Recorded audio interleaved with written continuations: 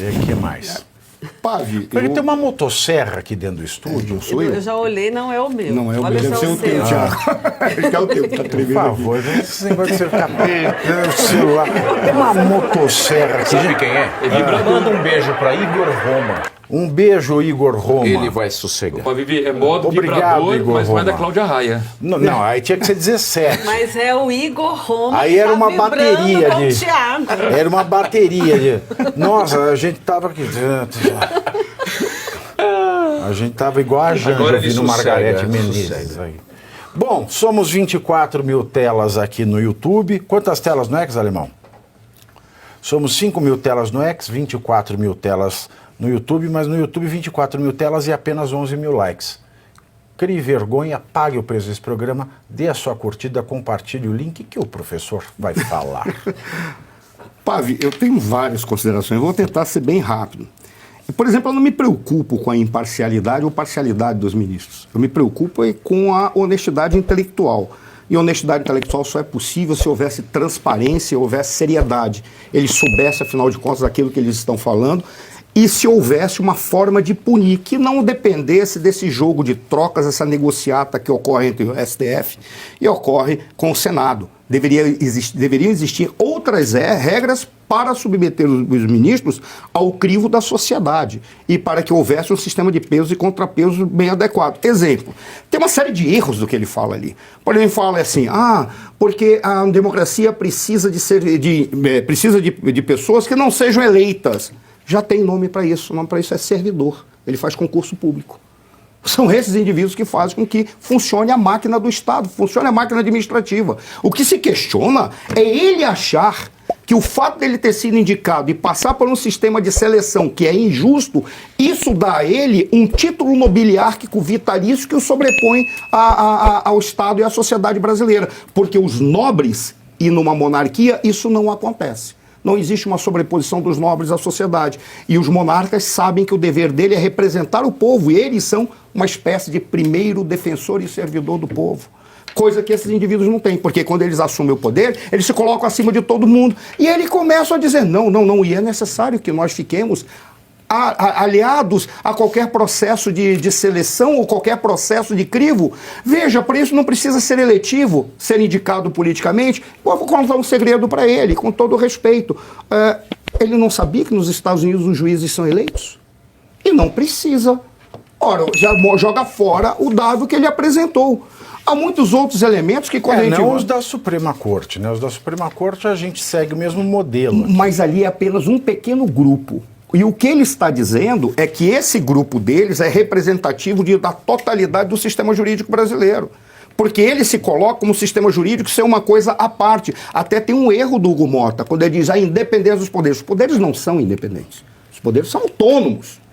Por que eles são autônomos? Porque se um poder for independente, ele vira o STF de agora, que faz o que quer, ninguém controla, e se sobrepõe a todos e à sociedade. Basta alguém dizer, o macho alfa daqui sou eu, ele toma conta do processo e torna a sociedade um conjunto de escravos das vontades deles.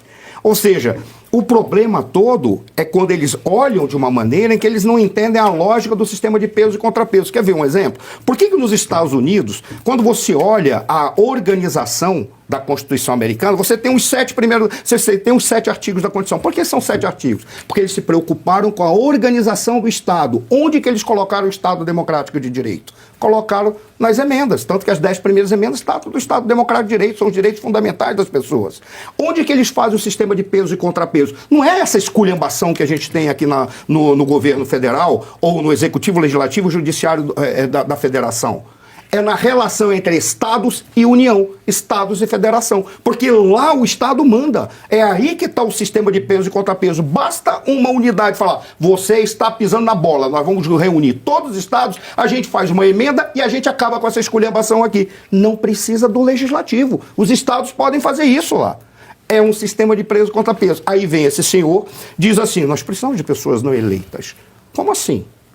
A eleição ela não significa que está escolhendo o melhor, significa que a gente vai retirar aquele que não vale nada cedo ou tarde. É essa a essência da eleição. O cara tem um prazo, se ele mostrar que ele é vagabundo, ele sai. Por isso eu concordo com o Arthur. 10 anos para ele, e não deveria ter limite de idade. O que deveria ser verificado é a capacidade intelectual do cara. Vamos pegar uma série de indivíduos que estão com 70, 80 anos. Eles poderiam ficar mais 10 anos lá se eles tiverem uma mente normal, tranquila, fluindo. Bastaria ter um cargo por 10 anos e vai embora. Não precisa mais. Nós teríamos um grande Supremo Tribunal Federal. Limite para o Supremo Tribunal Federal. É isso que ele não olha. Quando ele fala que estão defendendo a democracia, eles não estão defendendo nada da democracia. Não, eles são o rei pelado, o rei nu, falando que estão vestidos e todo mundo é obrigado a elogiar a roupa. Eles só querem elogios. Esse é o problema. E olha como ele é tão vaidoso que ele se achou no direito de falar, rindo do lado do presidente, dizendo, como você é cretino, você não indicou ninguém que corresponde àquilo que eu exijo. Eu, como uma entidade suprema diante de todas essas raças. Porque ele deve ser um Anunnaki. Não sei se você sabe o que é um Anunnaki. Sabe o que é um Anunnaki? São aqueles que vieram do céu. Ele acha que ele é um Anunnaki. Toda vez que eu vejo o Barroso falar, eu lembro daquele poema imperialista do Rudyard Kipling, O Fardo do Homem Branco. Para mim, ele assim, né? Tomai o fardo do homem branco e civilizai as criaturas dos outros continentes.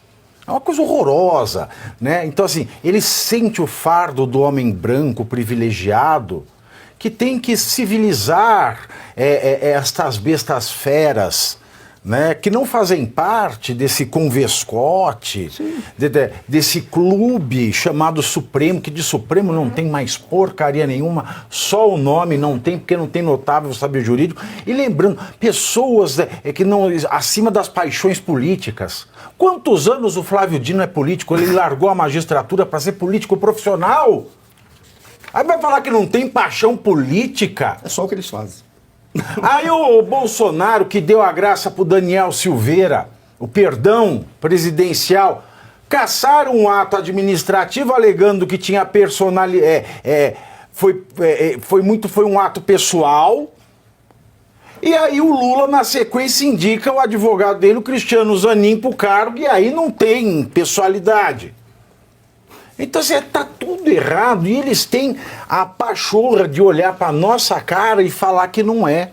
Opa, Vivi, lembrando que nos Estados Unidos o Biden deu perdão presidencial para o próprio filho e nem por isso a Suprema Corte vai lá e derruba isso. Exato. Mas vai derrubar não do filho. Eu tenho certeza que vai derrubar daqueles perdões que ele deu antecipadamente para crimes futuros. Preventivo. Isso é inconstitucional. Preventivo, né? O perdão preventivo. Não tem perdão preventivo. Isso aí é inconstitucional. Quando chegar na Suprema Corte, a Suprema Corte só não vai botar ele na cadeia porque ele vai se perder no meio do caminho, vai errar o caminho, vai acertar a cadeia. Só por isso. Bom, e por falar em STF, vamos continuar aqui, porque, segundo informações do gabinete do ministro, quem?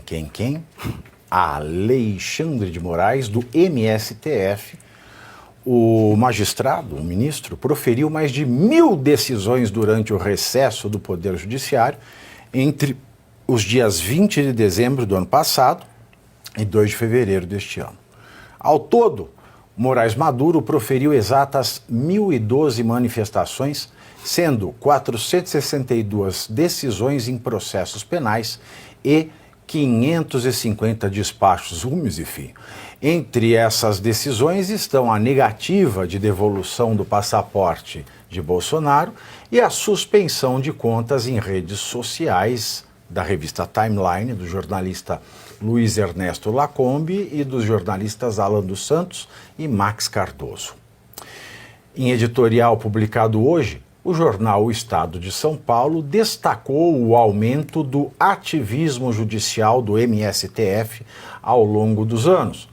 O texto diz que, de 2019 até agora, o Supremo declarou 78 omissões inconstitucionais dos demais poderes, contra apenas 62 entre 1990 e 2018, o que equivale a cerca de 2 por ano em média, no decorrer de quase 3 décadas. Segundo o Estadão, aspas, os números mostram a dimensão da disposição do STF de se intrometer na seara política. Fecho aspas. Aliás, o Supremo Tribunal Federal condenou, em julgamento no plenário virtual, na noite de ontem, mais 3 réus do 8 de janeiro, com penas que variam entre 14 e 17 anos. Embora o placar final tenha sido desfavorável aos manifestantes, 5 votos divergiram do voto proferido pelo relator e suposta vítima, Alexandre de Moraes. Apesar de também terem condenado, Cristiano Zanin, Edson Fachin e Luiz Roberto Barroso contrariaram Moraes no que diz respeito à dosimetria da pena. Já André Mendonça e Cássio Nunes Marques absolveram o trio. Carmen Lúcia, Luiz Fux, Dias Toffoli, Gilmar Mendes e Flávio Dino acompanharam Moraes integralmente. Em seu voto, Barroso afastou das ações penais o artigo que trata da abolição violenta do Estado Democrático de Direito. Afinal de contas, né, minha gente, isso já está abolido por eles mesmos, né? Ele fez bem em abolir, porque ele sabe que foram eles que aboliram, né? Abolinaram o Estado Democrático de Direito. E você veja que engraçado, né? Para mim, um dos crimes mais horrendos que podem existir é o estupro de criança, estupro de vulnerável. A pena máxima do estupro de vulnerável é 15 anos. Se você pensar que nesse país, você ser condenado por estar numa multidão sem prova individualizada ou por ter escrito com um batom numa estátua há 17 anos e saber que um estuprador de criança pega 15 e quando pega, é muito revoltante, né? É muito revoltante. A gente tem visto aí esse tratamento que eles estão dando aos manifestantes do 8 de janeiro, né? É revoltante, até por esse exemplo que você deu aí da questão da pena. E então temos aí uma luz no fim do túnel para solucionar essa questão. O legislativo, que é quem tinha que dar um basta nessa situação, tanto fazendo o STF se conter, né? O presidente assume lá a Câmara dos Deputados dizendo de uma autocontenção dos poderes, que nenhum poder é dono de tudo. Mas, na verdade, o STF não vai se conter. Não vai existir essa autocontenção. Então, se o Senado não tomar as medidas necessárias e se o Congresso Nacional também não agir, nós vamos ficar nessa situação aí com essa injustiça que está sendo feita com esses manifestantes do 8 de janeiro, a exemplo, inclusive, do que aconteceu nos Estados Unidos, né? Porque muitos só foram soltos agora, 4 anos depois do dia 6 de janeiro de 2020.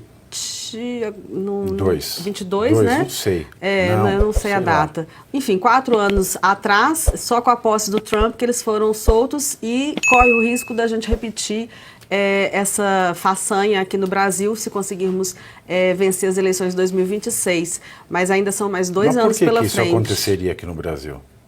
Se nós ganhássemos as eleições. Isso aconteceria como? Com perdão?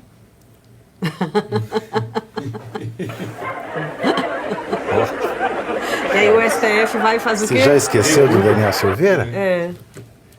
Exatamente. Opa, Vivi, quando eu vi essa notícia, 5 ministros divergiram de Alexandre de Moraes, falei, opa, as coisas estão mudando. Aí você vai olhar com lupa, não é bem assim.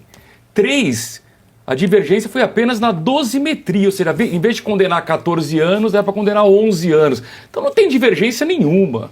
Apenas 2 ministros, de fato, divergiram na questão do 8 de janeiro, que é o Cássio e o André Mendonça, os 2 indicados pelo Bolsonaro, né? Mas divergência mesmo, infelizmente, não ocorreu. Não é porque é indicado pelo Bolsonaro, é porque o direito assim o exige. Claro. Foram presos em flagrante, não tiveram direito à audiência de custódia, se tornaram, na 24ª hora e no primeiro minuto da 24ª hora da prisão em flagrante, já eram presos políticos. Depois se tornaram presos preventivos sem requisito processual, presos políticos. Não gozaram do direito da revisão de 90 em 90 dias da prisão preventiva. Continuaram presos políticos.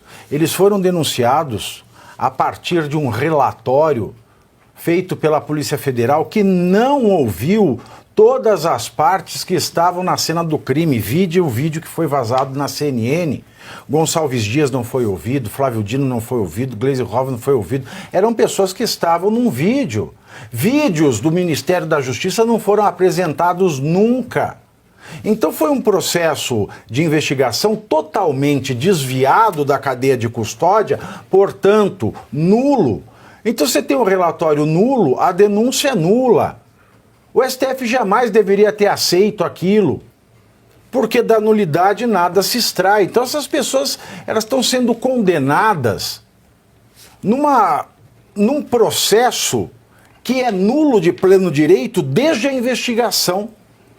Desde o momento 1, desde o momento 0, aliás, porque não existe no Código Penal a figura do crime multitudinário de maneira a aumentar a pena das pessoas ou reduzir as garantias penais, muito pelo contrário. Quando alguém comete um crime multidão, ela precisa sim ter a conduta individuada, mas a multidão faz a pena dela diminuir.